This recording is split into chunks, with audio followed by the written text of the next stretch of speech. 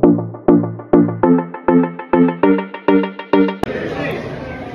everyone, we are here at the Chinese restaurant in Hatfield, the Galleria to be exact.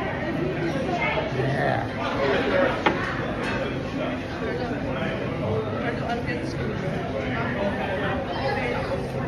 Ayun, that's Jeremy. So it's a buffet, £9.50 per head.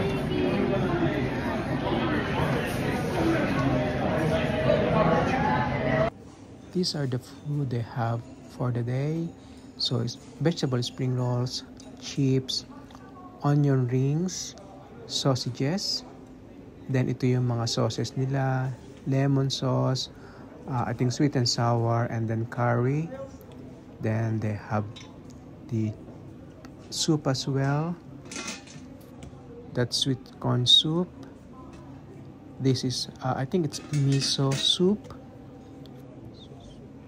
Tapos ito na yung mga meat dishes nila. May pork dyan, may chicken, meron ding prawn.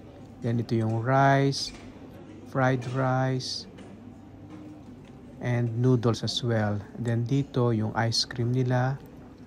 Ito yung unlimited drinks. And then on the other side, meron din nandito pa ibang meat nila. Then ito yung mga veggies. Obviously dito ako kumain. Ito yung kinuha ko. Ito pa din yung duck. Then ito yung prawn crackers. Chicken nuggets, samosa, hash browns, toasted bread na may sesame seeds.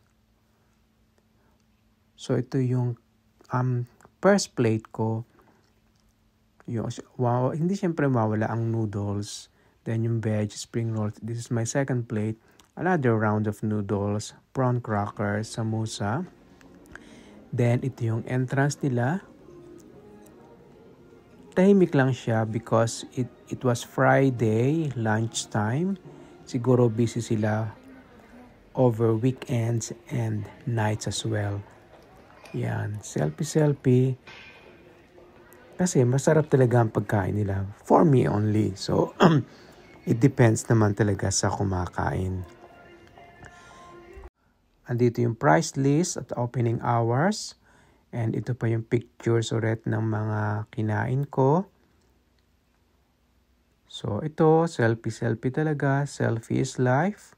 At ayun, si Jeremy nakasama. So, ayun, nag-enjoy naman kami sa pagkain dito. £9.50 nga lang nung tanghalian. Mura talaga siya. Nag-enjoy kami. Bye!